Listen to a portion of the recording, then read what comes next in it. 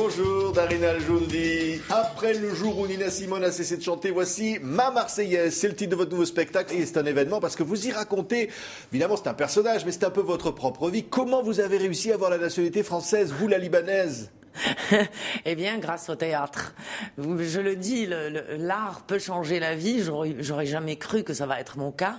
Eh bien, grâce à ce spectacle, je suis devenue française alors que j'ai été refusée d'avoir la nationalité. Maintenant, je le suis. Qu'est-ce que c'est qu'être française ? Ça change tout. Vous voyez plus les choses pareilles maintenant que vous êtes française ? Oui, parce que je vais plus attendre devant les ambassades, je vais plus faire la queue devant la préfecture, je vais plus être traitée comme moins que rien dans les aéroports, ni être regardée comme si j'étais un terroriste, même si ma tête reste une tête d'arabe, j'ai pas ce problème, mais au moins j'ai le papier qu'il faut pour ne pas attendre à l'aéroport, alors que mon mari, qui a un passeport norvégien, passe en 2 minutes et il doit m'attendre 3 heures pour sortir de mon interrogatoire. J'en ai marre. Regardez un extrait du spectacle, Ma Marseillaise.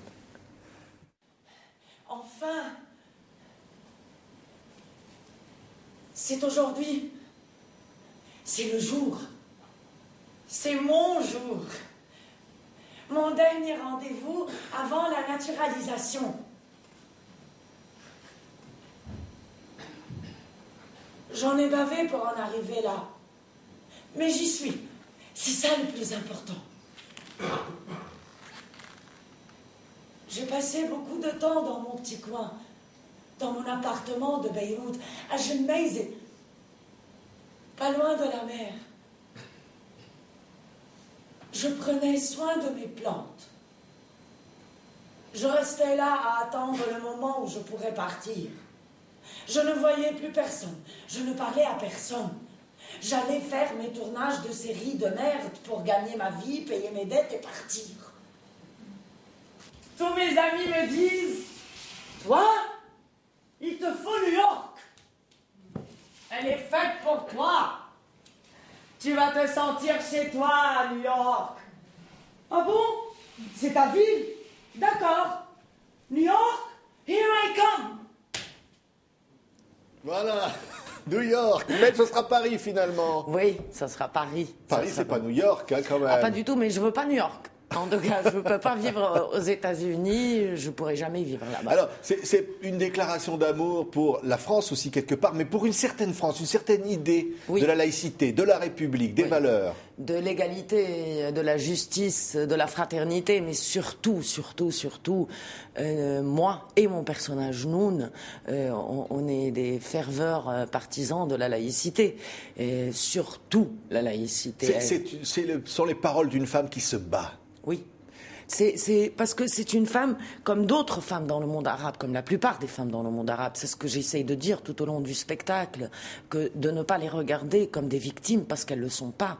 C'est des femmes qui se battent depuis les temps, qui continuent à se battre et qui vont jamais arrêter de se battre jusqu'à avoir leurs droits. C'est cette femme que vous incarnez sur scène.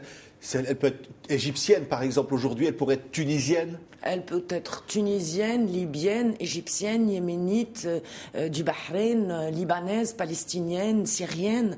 C'est la femme arabe. Elle dit sa colère et son envie de liberté. Oui, et elle dit tous les préjugés contre elle aussi, tous ces préjugés, même surtout ces femmes-là qui arrivent en Occident en cherchant un certain Occident, une certaine idée de la République, comme en France ou en Angleterre ou en Allemagne, et quels sont les obstacles auxquels ces femmes vont faire face à cause des préjugés et à cause des idées déjà prêtes sur notre culture, nos origines et notre façon de voir la vie. Elle dit le voile aussi. Oui. Elle dit l'envie d'être libre, donc on le disait, mais c'est une force et c'est une lutte. Oui, elle dit le voile en même temps. C'est pas seulement qu'elle parle du voile, parce que son rêve, c'est ce qu'elle dit dans la phrase, je rêve qu'un jour plus aucune femme ne porte ni voile, ni perruque, ni burqa, ni rien pour se cacher, pas par la force ou par la loi, par conviction, par choix. Moi, c'est un rêve personnel aussi, comme mon personnage Noun, qu'on n'aura plus besoin des lois, que toutes les femmes comprennent qu'elles peuvent ne pas le porter, que ce n'est pas une obligation, que c'est une oppression qui a été exercée sur les femmes de toutes les religions et toutes les couleurs. Maintenant, c'est le tour aux musulmanes de se révolter contre ça, parce que même les textes ne les oblige pas de les porter. Oui, elle parle des religions, elle parle des religions qui oppriment aussi. Oui, elle parle des hommes, elle parle des religions qui oppriment surtout les femmes, parce que dans toutes les religions, partout, dans toute l'histoire de l'humanité, les religions ont toujours oppressé les femmes. Elle parle de ça, elle parle de ce regard qu'on porte sur les femmes, elle parle du regard de la société, que nos sociétés portent sur les femmes, que ce soit arabe ou occidental ou partout dans le monde. Elle parle de tout ce qui la blesse, mais tout ce qui la rend encore plus forte. Oui, on voit les décors, hein, ce sont des espèces de panneaux que vous déplacez, Darina, je vous le dis, comme si c'était, à la fois, vous vous enfermez comme des prisons qui l'enferment, l'oppressent, et puis parfois, elle ouvre les portes. Vous savez, c'est la deuxième fois que je travaille avec mon metteur en scène, Alain Timard, avec le premier spectacle et maintenant le deuxième, et c'est parce que sûrement il y a une raison. Alain a toujours ce génie de trouver une idée très simple, presque inaperçue. On la voit presque pas, cette idée, et qu'il la met entre mes mains et il construit la mise en scène du spectacle autour d'une seule idée. Ce qui fait, ça donne cette force à cette idée, et c'est toujours une idée, comme vous le dites, simple, c'est des panneaux, mais qui se transforment en ville, en liberté, en prison, en monde différent, et c'est rien, c'est des papiers tissés blancs sur des panneaux. C'est aussi, et c'est largement autobiographique ce spectacle-là, parce que quand vous disiez à l'instant, on entendait sur le spectacle, je dis j'ai arrêté, je voulais jouer des séries de merde pour gagner ma vie, mais je rêvais de la France, je voulais partir, je voulais avoir mes papiers, vous les avez donc eus, ces papiers. Oui. C'est ça, en fait, d'une certaine façon, ce sont toutes les femmes arabes à travers vous qui s'expriment. Ça, c'est trop dit pour moi, je ne sais pas, mais en même temps, en fait, c'est aussi une réaction après le jour où Nina Simone a cessé de chanter. J'avais beaucoup de réactions qui me disaient quel courage, c'est fort, et moi, je connais très bien la lignée de femmes à laquelle j'appartiens, et je connais le courage de ces femmes qui sont restées sur place, je connais les femmes, qu'est-ce qu'elles font dans leur pays.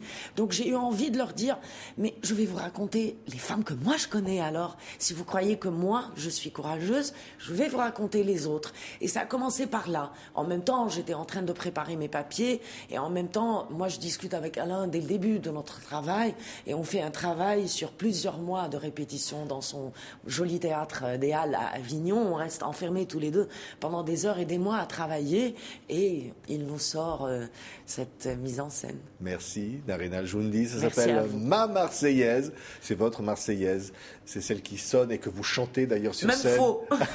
Ah, vous en avez un petit bout là, non? Allons enfants de la patrie. Exactement, merci Darina Joundi. Merci à vous.